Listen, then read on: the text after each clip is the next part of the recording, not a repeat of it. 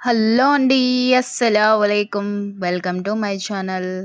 ఈరోజైతే కడపలో ఉన్న ఒక నర్సరీకైతే వచ్చామండి. ఇది మనకు ఈ సర్కిల్‌లో అయితే ఉంటుంది. నర్సరీ పేరైతే ఇదండి. ఈ భూమి మీద జీవం మొదలైన చోటు ఎక్కడో కాదు, ఒక చిన్న నర్సరీలోనే. మొక్కగా పుట్టే ముందు, విత్తనం ఆశగా మారే ముందు, ఆ జీవనానికి తొలి ఇంటి పేరు నర్సరీ. ఇది కేవలం మొక్కల దుకాణం కాదు. ఇది ఓ జీవన ప్రయోగశాల. ప్రకృతి ప్రేమను పెంచే పాఠశాల. నర్సరీలో అడుగు పెట్టగానే మనసు ప్రశాంతంగా మారుతుంది. పచ్చని ఆకులు, మట్టి వాసన, నీటిలో కలిసిన శ్రమ, ఇవన్నీ కలిస్తే ఏర్పడేది జీవంతో మాట్లాడే ప్రపంచం. ఇక్కడ ప్రతి మొక్క వెనుక ఒక కథ ఉంటుంది. ఒక రైతు ఆశ, ఒక కుటుంబం జీవనం, ఒక భవిష్యత్ తరం శ్వాస. చిన్న విత్తనాన్ని తీసుకొని దానిని మట్టిలో జాగ్రత్తగా నాటుతారు. సమయానికి నీరు, సూర్యకాంతి, సరైన పోషకాలు ఇవన్నీ అందితే ఆ విత్తనం మొక్కగా మారుతుంది. అలాగే మన జీవితం కూడా సరైన సంరక్షణ దొరికితేనే వికసిస్తుంది. నర్సరీల్లో ఎన్నో రకాల మొక్కలుంటాయి.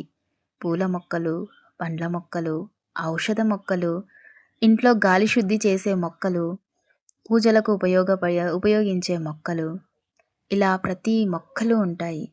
ప్రతి మొక్కకి ఒక ఉపయోగం, ప్రతి ఆకుకి ఒక విలువ.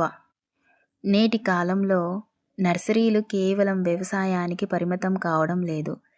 ఇవి ఇప్పుడు బిజినెస్, ఆరోగ్యం, పర్యావరణ పరిరక్షణ అన్నిటికీ ఆధారం అవుతున్నాయి.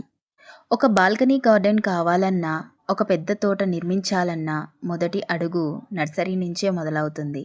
నర్సరీలు మనకు నేర్పే పెద్ద పాఠం ఏంటంటే, అవసరమైతే కాదు, బాధ్యతగా మొక్కను నాటాలి అని. ఎందుకంటే ఈరోజు మనం నాటే ఒక మొక్క రేపటి తరానికి ఊపిరి అవుతుంది. నగరాల్లో పెరుగుతున్న కాలుష్యం, తగ్గిపోతున్న పచ్చదనం ఇవన్నీ చూస్తే నర్సరీల విలువ మరింత పెరుగుతుంది.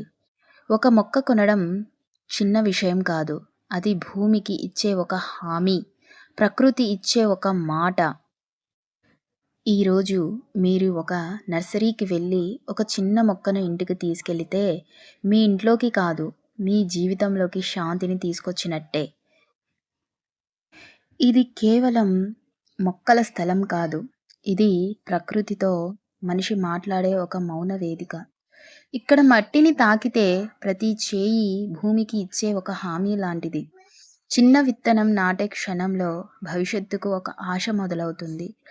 ఈ నర్సరీలో పెరిగే ప్రతి మొక్క కాలుష్యానికి ఎదురుగా నిలబడే ఒక నిశ్శబ్ద యోధుడు. మొక్కకు నీరు పోసేటప్పుడు మన హృదయానికి కూడా శాంతి చేరుతుంది. ఇది వ్యాపార స్థలం కాదు.